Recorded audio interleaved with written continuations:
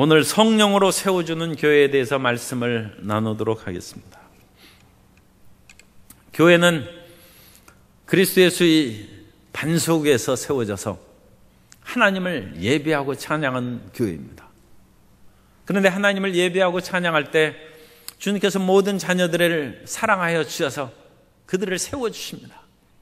연약한 심령이 교회에 오면 강해집니다. 말씀으로 세워주시고, 속에 아무것도 없으면 우리가 연약하고 뼈대가 없으면 사람이 바르게 설 수 없죠. 그런데 말씀으로 말미암아 우리가 하나님과 세계와 모든 인간들에 대한 바른 견해를 갖게 되어서 뼈대가 세워진 거예요. 말씀으로 우리를 세워주시고 사랑으로 주님께서 우리를 세워주셔서 교회에 들어오면서 우리 마음이 사랑과 풍요함이 가득하게 되고 은총으로 행복을 누릴 수 있게 해주신 것입니다. 더 나아가서 교회에 오면 성령의 위대한 역사가 나타나서 성령의 은사로 말미암아 우리가 세워지는 것입니다.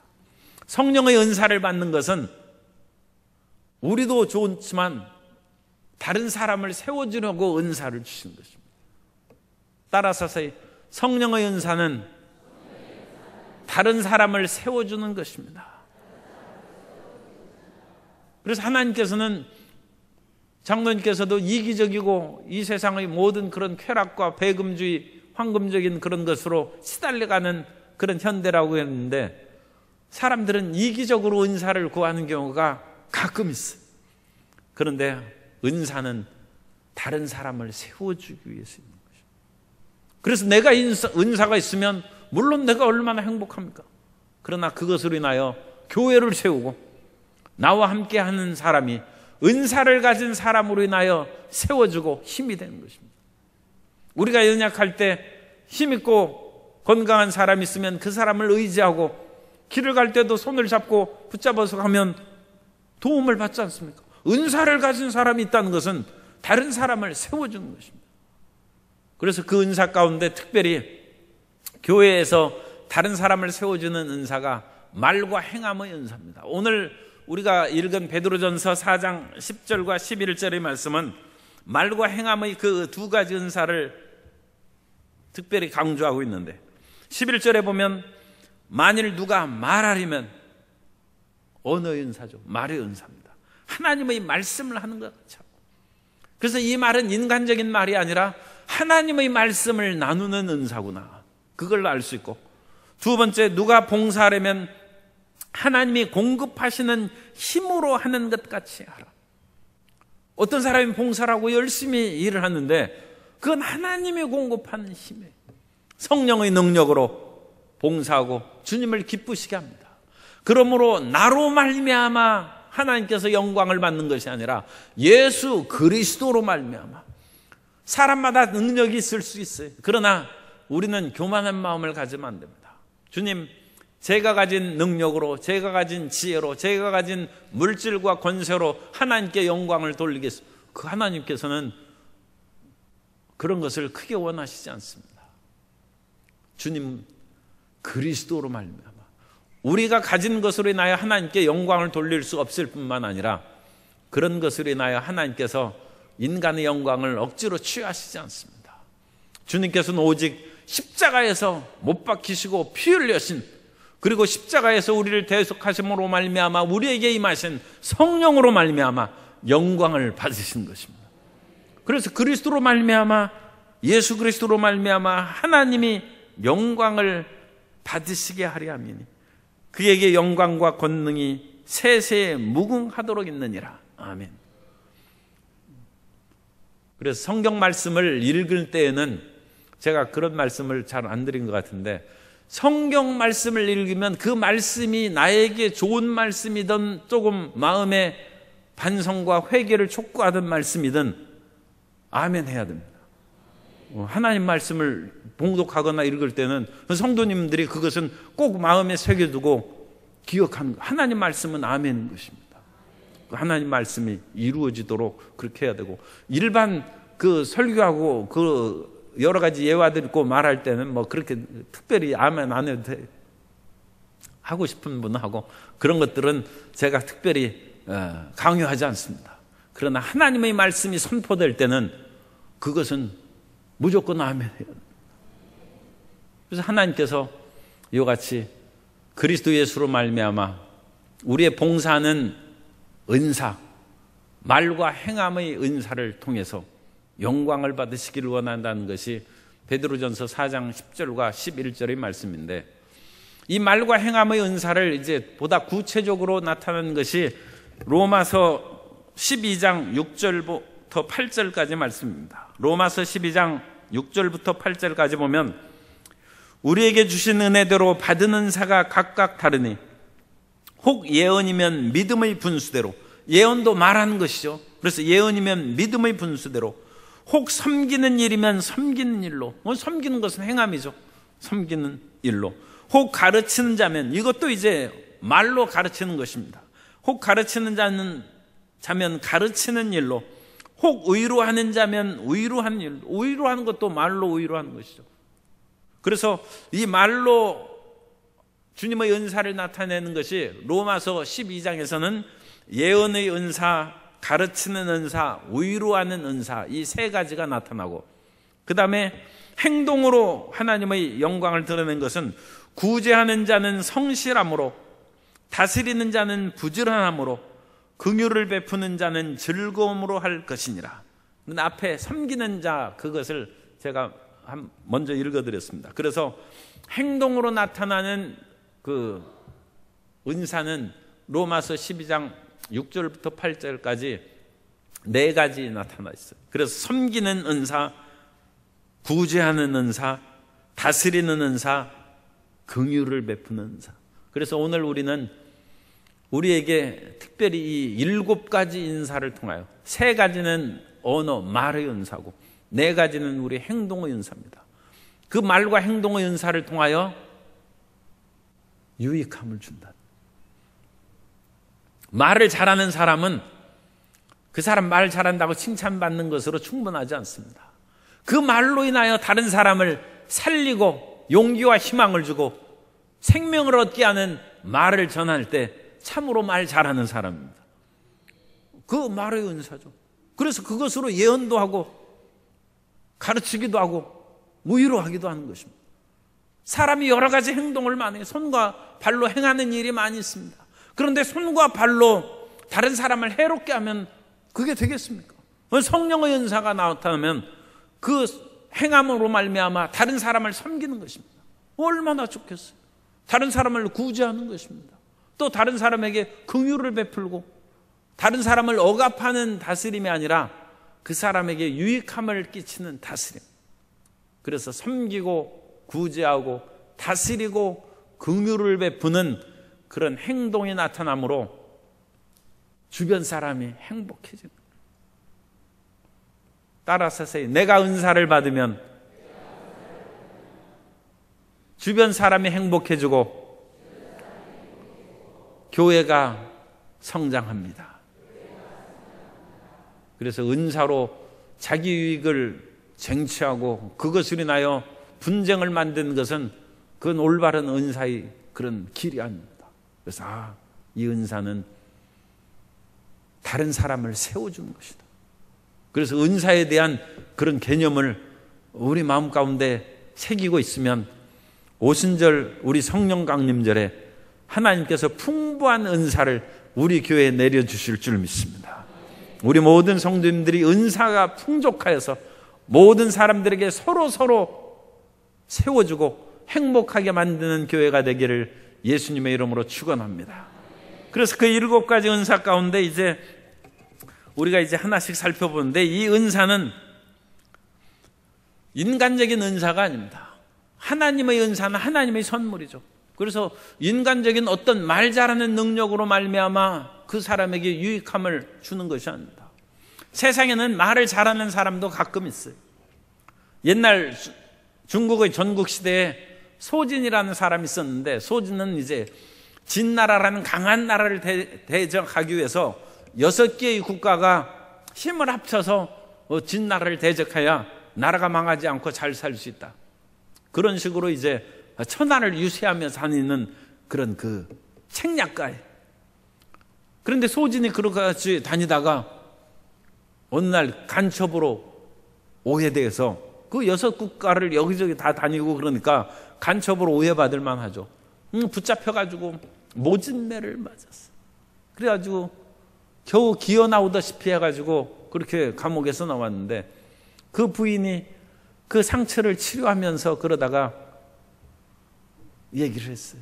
당신 이러다가 제명에 못 사니까 공연히 이 나라 저 나라 다니면서 그와 같이 연합해서 우리 진나라를 대항해서 싸우자 그런 얘기하고 그러지 말라. 그러자 소진이 아내 보고 내 입을 한번 바라보. 그래서 입을 이렇게 보니까 혀를 내미는 거예요. 내 혀가 있느냐? 그러니까 아내가 혀가 있다고. 그러니까 소진이 그럼 됐다는 거예요.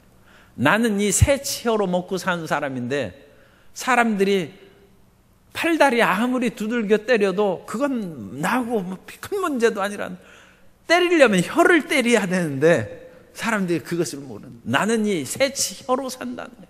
그러니까 혀가 튼튼하면 나는 이 꿈을 이룰 수 있다.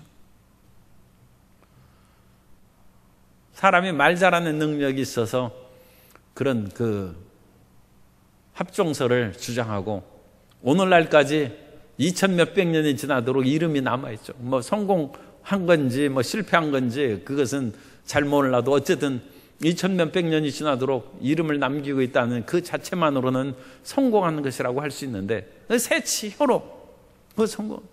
그러나 우리는 말의 능력으로 하나님의 은사로 행할 때는 그 우리 말재주로 행하는 것이 아닙니다. 개그맨이나 탤런트나 코미디언이나 성우나 말 잘하는 사람이 많이 있는데 그런 분들이 자기 말의 능력을 믿고 주의 종이 되고 목회한다고 해서 꼭 성공하는 것이 아닙니다. 5월 18일은 참으로 참 대단한 날입니다. 우리 그런 마음 아픈 일이 있지만 5월 18일은 세계 최대의 교회를 세운 여의도 순복음교회가 5월 18일에 창립됐어요. 우리 교회는 언제 창립됐습니까? 10월 5일. 10월 5일이고 우리 교회는 66주년인데 여의도 순복음교회는 지금 60주년으로 5월 18일 날 이제 서울에서 큰 상암 월드컵 경기장에서 행사를 했습니다. 물론 조윤규 목사님이 말씀을 잘하시죠. 그야말로 달변입니다. 그런데 그렇게 말하는 것으로 인하여 세계 최대의 교회가 세워지는 것이 아니라 성령의 은사로 된 거예요. 성령의 우유로하심과 성령의 그 말씀으로 말미암아 가르치고 성령의 말씀으로 예언하고 그럼으로써 수많은 사람들이 우유로함을 받고 치료받고 말씀의 권능으로 귀신이 떠나가고 흑암의 세력이 물러감으로 세계 최대의 교회가 세워지는 것입니다. 그러므로 우리는 인간적인 말의 능력이 없다 해서 나는 구역장 못한다, 조장 못한다, 또 교구회장 못한다 그렇게 생각하면 안 되고 성령의 은사가 없는 것을 그것을 개탄하고 탄식하면 하나님 저에게 성령의 언어의 은사, 말의 능력을 주셔서 하나님의 일을 행하게 주옵소서. 그러면 인간적인 어떤 말 잘하는 재주 그게 필요 없는 거예요. 소진처럼 소진의 선생 이름은 조금 이름이 이상해요. 귀곡자예요. 이 귀곡자에게서 웅변수를 배웠어요. 소진이. 그래가지고 그와 같이 사람을 설득할 수 있는 말재주가 됐어요. 그러나 소진은 그 뜻을 별로 크게 이루지 못하고 나중에 암살돼 죽었습니다. 그러나 우리가 성령의 능력으로 일을 행하면 하나님께서 우리의 모든 삶을 끝까지 책임지고 인도하여 주실 줄 믿습니다. 성령의 그런 능력으로 말을 행해야 되고 또 우리는 행함으로 성령의 은사를 나타내는데 우리가 어떤 일을 행할 때 하나님 저에게 섬김의 은사가 있습니까? 긍휼의 은사가 있습니까? 그것을 하나님 앞에 자꾸 묻는 분이 있는데 물을 필요 없어요. 자기가 그것을 실질적으로 행동으로 하면 성령의 역사가 나타나는 것입니다. 그래서 그것을 끊임없이 봉사하고 행하는 것이 중요한 것입니다. 그러니까 말이 있으면 그 말은 사람을 태우고 달리는 그것으로 인하여 그 봉사를 하고 그럴 때 그 말이 사랑을 받는 것이죠. 그런데 그 말이 내가 잘 달릴 수 있는 능력이 있습니까? 뭐 해서 사람 안 태우고 혼자 다니고 그러면 그 말은 사랑 못 받죠. 말은 제대로 사람들에게 대접받지 못하고 버림받을 수가 있습니다.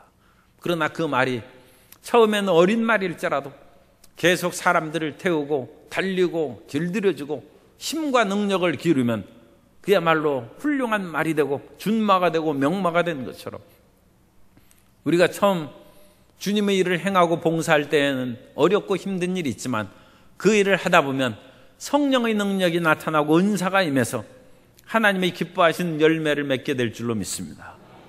그래서 이 말과 행함의 그런 은사는 우리가 실질적으로 하나님의 일을 수행할 때 나타난다. 그것을 기억하시고, 하나님 제게 이 인사를 주셨습니까? 그것을 깨닫게 해 주옵소서. 그 기도를 많이 할 필요 없습니다. 하나님, 저는 주님의 말씀을 전하고 주의 능력으로 섬기고 봉사한 일에 나아가고자 하오니 주여 함께하여 주옵소서. 그러면 주님께서 더 풍성하고 더 넘치는 은사로 채워주실 줄 믿습니다.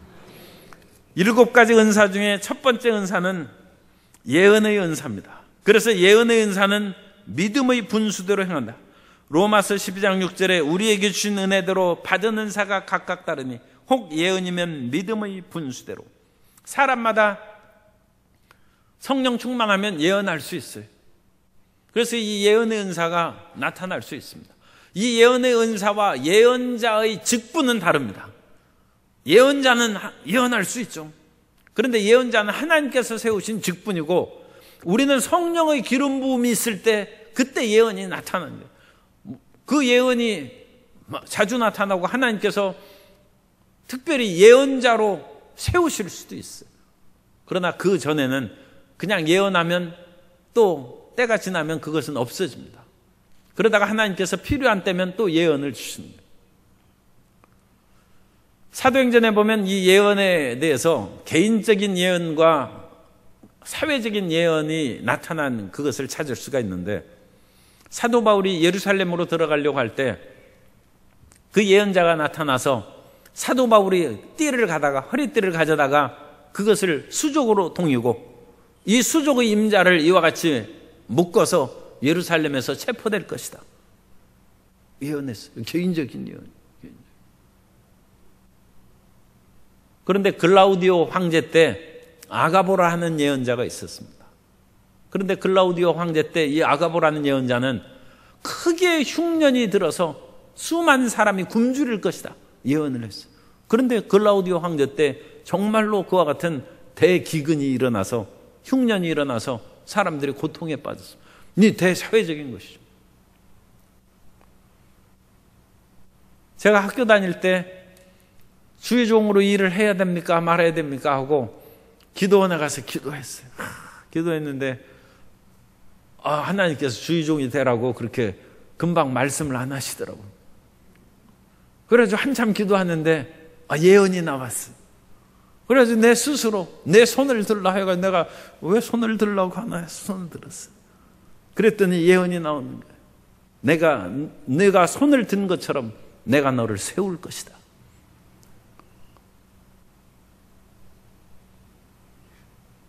그래가지고 그것을 어떻게 철석같이 믿을 수 있겠습니까? 어떻게 하겠습니까? 그렇게 해서 이제 신학을 시작해서 주의 종이 됐는데, 주의 종이 돼도 여러 가지 그런 방해의 일들이 많이 있고 힘든 일이 많아요. 그런데 희한하게 이거 내가 잘못 온 것이 아닌가 그럴 때마다 내가 한 예언이 속에서 떠오르는 거예요.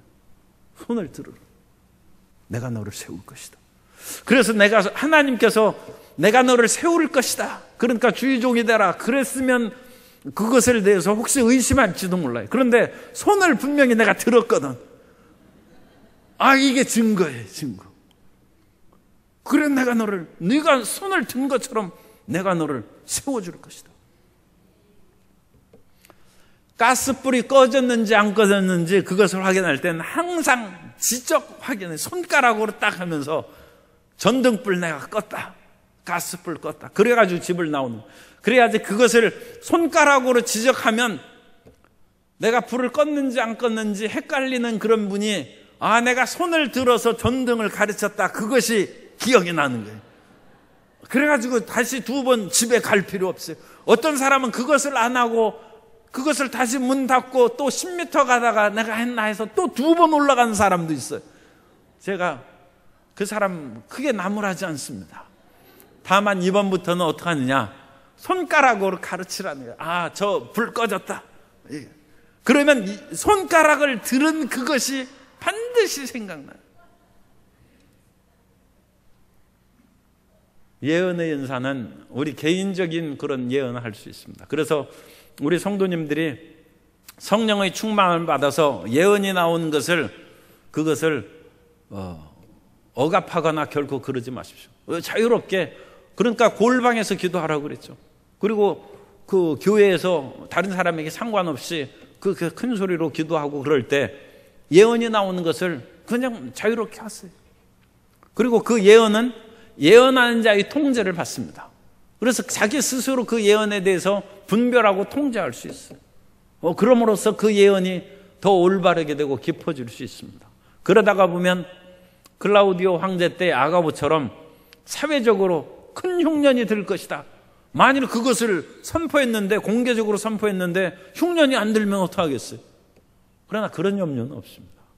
자기 개인적인 수많은 예언을 갈고 닦고 그것을 연마한 후에 나오는 그것은 성령의 틀림없는, 그러니까 그런 여러 단계를 거쳐서 하나님에 대한 그런 말씀이 선포되는 것입니다. 그 말씀이 선포되면 그 아가보 예언을 듣고 흉년을 대비해서 준비한 사람은 유익함을 얻죠. 다른 사람이 세워지고 그것으로 인하여 흉년에 들어서 곤경에 처하지 않습니다. 그 길을 세우는 은혜를 얻는 것입니다. 그러므로 이 예언은 하나님의 말씀으로 사람을 위기에 빠뜨리지 않고 세워주는 것이다. 그러므로 끊임없이 예언하기를 힘쓰라고 성경에 말씀했고, 예언하고 신령한 세계로 들어가는 것을 두려워하지 말기 바랍니다. 우리가 가는 천국은 신령한 세계입니다. 그래야지 우리의 이 세상의 그런 물질적이고 감각적이고 세상적인 눈으로 보고 손으로 만지는 그것만을 가지고 살아가는 그 마음을 버려야 돼. 그건 우리 육체가 있을 때 하는 것입니다. 그 육체를 벗어나면 우리는 신령한 세계로 들어갔는데, 신령한 세계를 들어가기 전에 육체를 갖고 살아갈 때도 예언의 은사와 성령의 은사를 체험함으로 말미암아 그 신령한 것을 우리가 더 깊이 이해하고 깨닫는 단계에 이르면 천국에서 훨씬 더 영광스럽고 높은 단계에서 주님을 섬기고 예배하게 될 줄로 믿습니다. 섬김의 은사가 2번째 나와 있습니다. 섬김의 은사. 그래서 섬기는 일은 섬기는 일로, 그래서 섬기는 은사는 디아코노스라는 그런 단어에서, 이 디아코노스는 종인데 디아코노스는 또 집사라는 그런 뜻도 있습니다. 그리고 이 디아코노스에서 같은 연관된 단어가 코이노니아입니다. 디아코니아. 그래서 이 디아코니아는 섬김이라는 그런 뜻입니다. 그래서 디아코노스, 디아코노스에서 디콘이라는 집사도 나오고 디아코니아, 섬김이라는 그런 단어가 연관되어 있습니다. 그래서 집사라는 그 직분은 섬기는 직분이에요. 섬기는 직분. 그것은 공식적인 직분이에요. 공식적인 직분.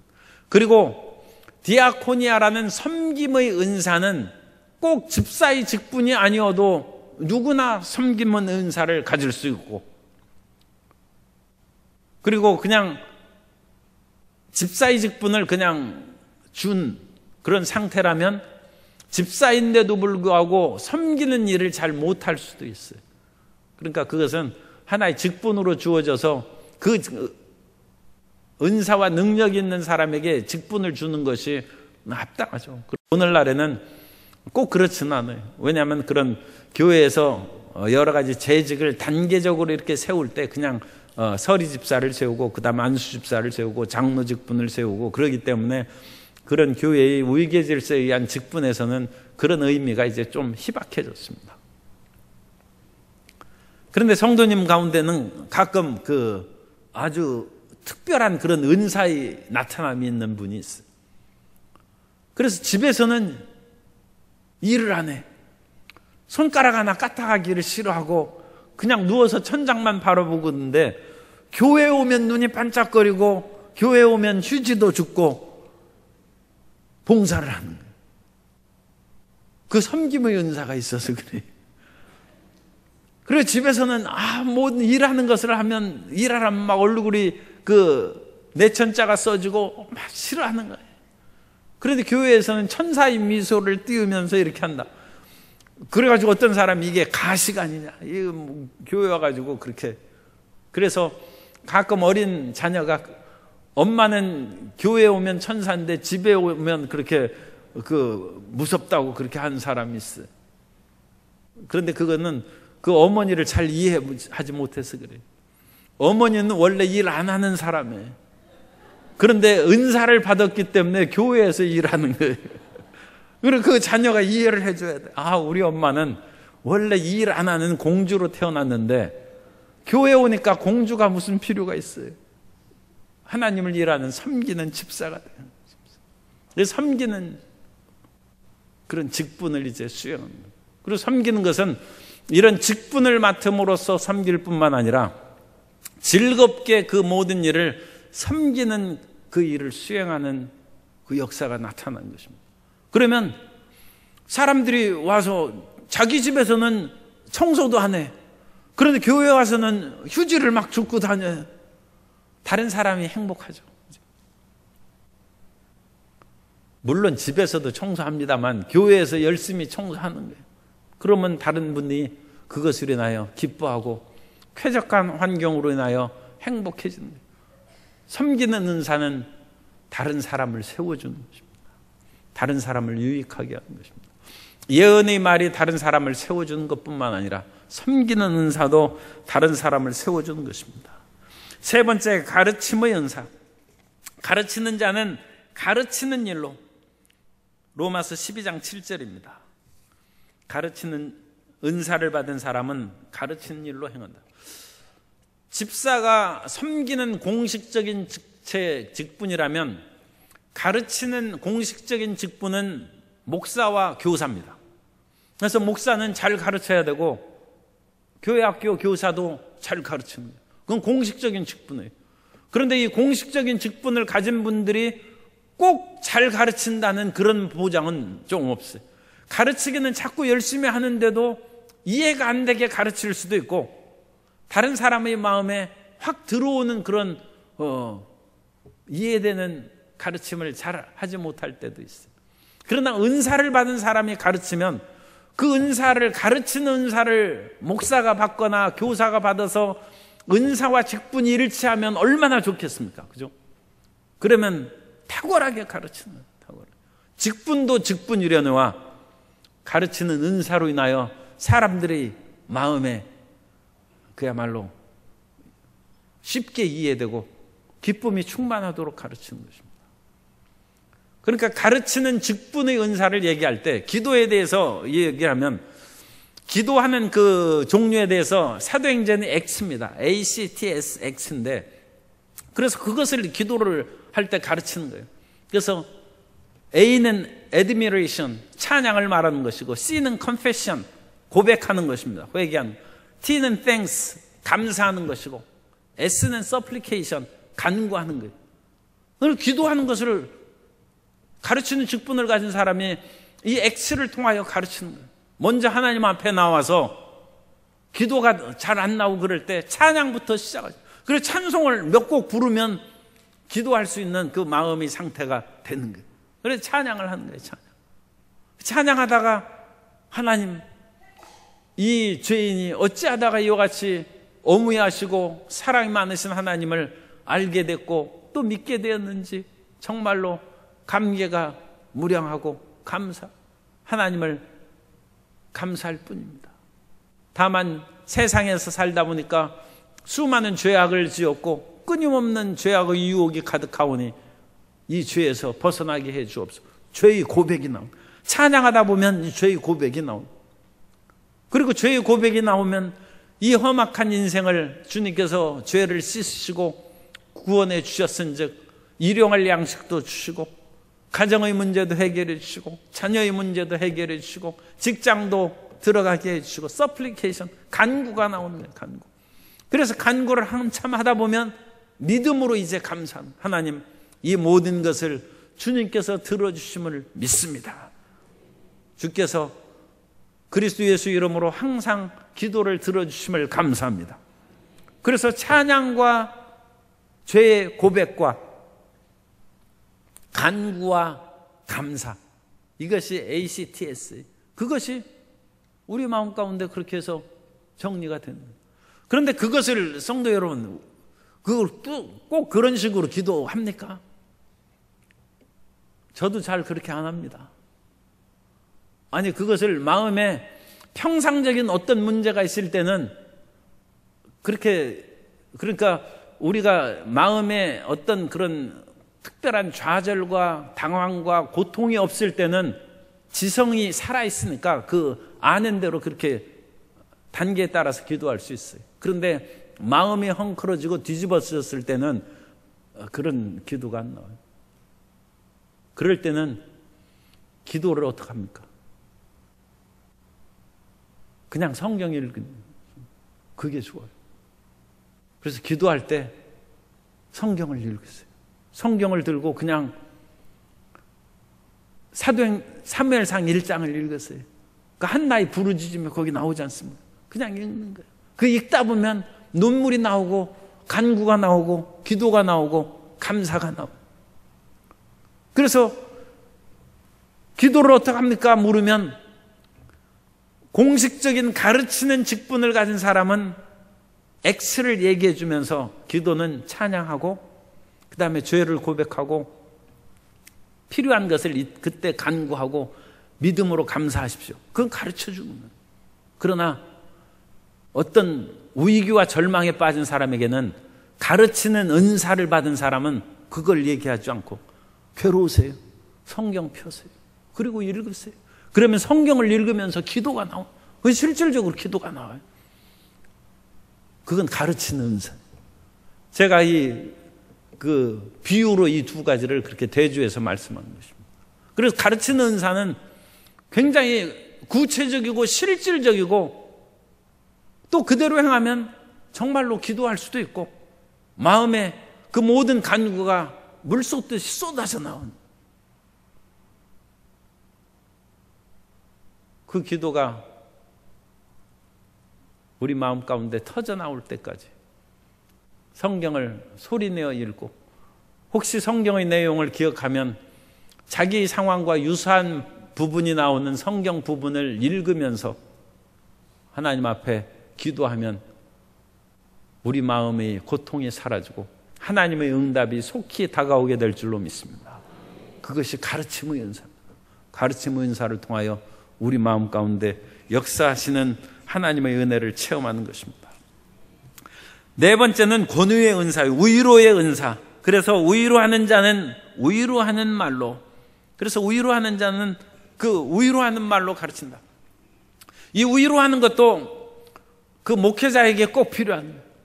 그래서 장래 그런 고통을 당하고 그런, 물론 뭐 그렇게 오래 사시고 그 천수를 누리신 분에 대해서는 뭐 그 약간의 위로, 하나님께서 인도하신 것에 대한 그런 위로가 필요하지만 더 오래 살고 지금 해야 될 일이 많은 그런 사람이 갑자기 천국으로 간다든지 그러면 그때는 정말 큰 위로가 필요하죠. 그래서 이 목회자나 장례를 집례할 때는 위로의 인사가 나타나요. 조영기 목사님께서 젊을 때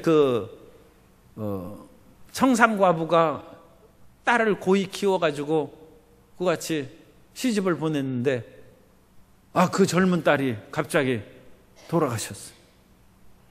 그 장례를 조영기 목사님이 하는데 이게 위로의 말이 나오죠. 이게 청상과부가 그 딸을 이제 겨우 고이 키워가지고 그렇게 결혼을 시켰는데 갑자기 그렇게 돌아가셨으니 그 어머니가 마음이 얼마나 무너지겠습니까? 그러면서 기도하고 하나님께서 그야말로 작은 소리로 하나님께서 뜻하신 바가 있으셔서 따님을 먼저 천국으로 데려가셨은즉 천국에서 이 땅에 사는 것보다 더 행복하고 평안하고 예수님과 함께 거하시는 것을 믿으시기 바랍니다. 그러므로 그 마음 가운데 하나님의 우유로가 있기를 바란다. 그랬더니 목사님, 틀림없는 말입니다. 내 딸은 이 땅에 있어야 얼마나 힘들고 어려운 일이 많겠습니까? 그런데 하나님께서 데려가셨은즉 그곳에서 얼마나 더 기쁘고 행복하게 살겠습니까? 하면서 그 어머니가 춤을 추더라는, 춤을 덩실덩실. 위로의 은사가 있는. 그 말이야 뭐 특별한 말은 아니죠. 천국을 가셨으니까 마음을 그렇게 믿고 위로를 받으시기 바랍니다. 그 말밖에 없지만 성령의 위로 하심으로 말미암아 그 모든 비탄과 슬픔을 다 극복하고 덩실덩실 춤을 춘다. 사람이 사람의 말하고 사람의 그런 여러 가지 지혜와 생각대로 그렇게 사는 것이 능사가 아닙니다. 성령의 도우심을 구해요. 성령의 은사가 나타나고 성령의 역사하심으로 말미암아 변화된 신령한 사람들이 되시기를 바랍니다. 우리는 육의 사람이 아니고 우리는 이 세상의 혼적인 사람이 아니고 영의 사람입니다. 신령한 사람이라고. 영의 성령의 인도하심을 받고 성령에 따라서 은사를 나타내는 그런 하나님의 사람이 될 때 우리도 행복할 뿐만 아니라 우리 주변의 사람들이 성령의 은사로 말미암아 세워주고 성령의 은사로 충만한 우리 교회가 되면 광주광역시의 성령의 우유로 하심과 성령의 역사가 넘쳐나게 될 줄로 믿습니다. 그래서 우리가 단순히 형식적이고 의식적인 종교인이 아니라 성령으로 충만한 성령의 은사가 충만한 하나님의 자녀로 살아가야 될 줄로 믿습니다. 그리고 다섯 번째는 구제의 은사예요. 구제의 은사. 그래서 구제하는 자는 성실함으로 우리가 구제를 해야 된다. 로마서 12장 8절에 혹 의로하는 자면 의로하는 일로 구제하는 자는 성실함으로 그와 같이 구제를 해서 나아가야 된다고 말씀하고 있습니다. 이 구제하는 것은 개인적인 구제와 교회적인 구제 두 가지 의미를 포함한 거예요. 이 구제는 영어 성경에는 기부로 되어 있어요. 그냥 주는 거예요. 주는 거. 나눠주는 것입니다. 쉐어라고도 번역할 수도 있어요. 그래서 끊임없이 우리가 다른 사람에게 주는 것이 그래서 주라 그래야면 주실 거니 곧 후이되어 누르고 흔들어 넘치도록 하여 너희에게 안겨주리라. 그래서 구제하는 것은 하나님께 꾸이는 것이라고 했어요. 그래서 구제하는 자는 복을 받는 것이다. 뿐만 아니라 이 구제를 할 때 고린도후서 9장 6절의 말씀도 헌금에도 적용되지만 구제에도 적용됩니다. 이것이 곧 적게 심는 자는 적게 거두고 많이 심는 자는 많이 거둔다 하는 말이로다. 그래서 우리가 식물을 물 위에 뿌리라. 그래서 수많은 사람에게 구제하고 나타나면 적선지가 필요여경이다. 당연히 그 사람뿐만 아니라 그 자손들이 잘돼. 많은 사람들에게 도움을 끼친 사람은 그 도움을 받은 사람들 중에 태반이 잊어버린다 할지라도 소수의 사람이라도 그 은혜 받은 것을 기억하면 그 나이 드신 아버지는 먼저 돌아가실 거 아닙니까? 그러면 그 받은 은혜를 기억해서 자손에게 갚기 마련이죠. 뿐만 아니라 이 구제는 교회적인 구제도 말하는 것입니다. 사도행전 6장에 보면 그 초대교회에 수많은 과부들에게 구제하는 것이 나타납니다. 그래서 교회는 다른 사람에게 먹을 것도 주고 돈도 나눠주고 하는 그 구제도 중요한 그런 하나의 사역입니다.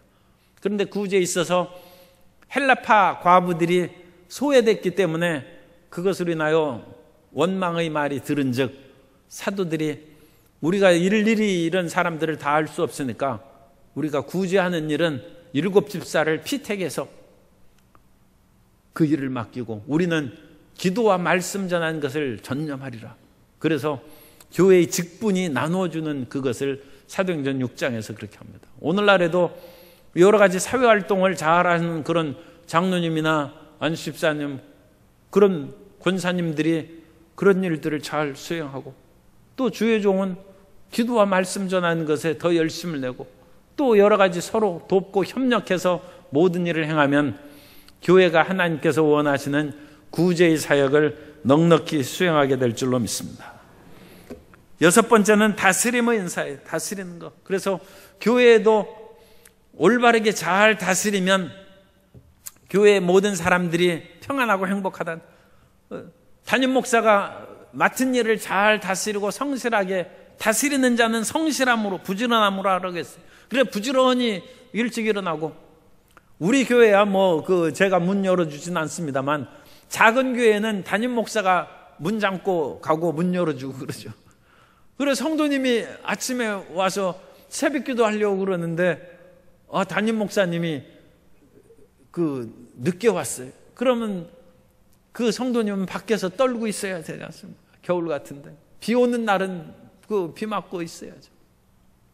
그러니까 다스리는 자가 부지런하게 일하면 모든 사람들이 행복해지고 유익함을 받는 것이고, 또 각 기관과 부서에서 장로님들이 다스리는 자로 있는데 그 다스리는 분이 부지런히 일을 하고 그러면 그 기관과 부서가 행복해지는 것이죠. 그런데 다스리는 그런 위치에 있는 분들이 독재를 행하거나 자기 그런 모든 주장만을 내세워서 다른 사람을 억압하고 힘들게 하면 이 다스리는 자가 다른 사람을 힘들게 하는 것이죠. 유익함을 주고 행복하게 하는 것이 아니라 어렵게 하는 것입니다. 그러므로 다스리는 자가 부지런함으로 하라는 것은 섬기는 자가 부지런하죠. 그죠? 그러니까 다스리는 자는 섬기는 마음을 가지고 부지런히 일한다. 오산학교의 교장으로 고당 조만식 선생님이 평양에 있는 오산학교 교장 선생님을 했는데, 조만식 선생님이 제일 아침 일찍 와가지고 옛날 재래식 변기에서 화장실이 이렇게 하면 그렇게 변이 묻어 있고 그러지 않습니까? 그거 청소했다는 거죠. 그래가지고 그 당시에 배운 제자들이 교장 선생님이 뭐 하셨느냐? 교장 선생님이 사람들이 가장 하기 싫은 화장실을 청소하는 것을 아침에 일찍 와가지고 그걸 봤다. 나도 지도자가 되면 다른 사람을 행복하게 하고 편하게 해주는 것으로 일을 해야 되겠다. 그걸 배웠다. 지식은 크게 대단하지 않을 수 있습니다. 그러나 조만식 선생님의 다스리는 자로서 부지런한 그것을 보고 그런 사람들이 민족의 훌륭한 지도자가 됐다고 했습니다. 끝으로 긍휼을 베푸는 은사. 그래서 이 긍휼을 베푸는 것은 영어로는 mercy라고 그러는데 자비를 베푸는 사람. 그리고 우리는 끊임없이 좀 다른 사람을 자비롭게 여기는 것이 중요해요. 교회는 가끔 책망하고 교회에서도 잘못한 사람은 징계하고, 한 사람이 잘못하면, 어떤 사람이 잘못하면 그 사람이 가서 권면하고, 말을 안 들으면 한두 사람의 교인을 더 데리고 가서 권면하고, 그렇지 않으면 교회가 가서 그 사람을 권면하여, 그래도 듣지 않으면 이방인처럼 대하라고 그랬는데 교회의 징계권입니다. 그것이 있지만 교회의 많은 경우에는 자비를 베푼 거예요. 예수님께서는 성전에서 나오신 후에 가늠하다 현장에 잡힌 여인이 사람들에게 끌려오는 것을 보고 그 여인을 돌로 쳐서 죽이려는 사람들을 땅바닥에 글을 써서 하나 둘씩 물러가게 하시고 그 여인에게 예수님께서 말씀하셨습니다. 너를 정죄하는 사람이 어디 있느냐? 주여 없나이다. 나도 너를 정죄하지 않으니 다시는 그와 같은 죄를 짓지 말라. 용서하시는 긍휼을 베푸는. 그래서 우리가 모든 사람들을 긍휼한 눈으로 보면 그 사람을 세워주는 거예요. 사람마다 잘못이 누구나 있습니다. 그러나 우리가 그를 불쌍히 여기고 자비롭게 얘기하면 오히려 그 사람이 세워진다는 것입니다. 우리는 말과 행동으로 다른 사람을 세워줄 수 있습니다. 우리는 그러니까 성령의 은사로 말미암아 그 사람의 마음속에 있는 고통을 위로하는 예언의 말을 하는 거예요. 그 사람에게 적절한 지식을 전달하는 것이 아니라 가르치는 은사를 통하여 그 사람이 실질적으로 기도할 수 있는 그것을 가르쳐서 얘기하고 그 사람을 권위하고 위로하는 말을 해서 세워주는 것입니다. 은사는 세워주는 것이고 또 행동으로서 우리가 세워주는 것이고 그 사람을 섬기고 교회에서 섬기고 그런 것으로 다른 사람을 세워주는 것이고 우리가 구제하고 나눠줌으로 세워주는 것이고 다스림을 부지런히 함으로 세워주는 것이고 긍휼을 베품으로 세워주는 말과 행동으로서 교회를 세우고 사람을 세워주는 귀한 성도님 되시기를 예수님의 이름으로 축원합니다.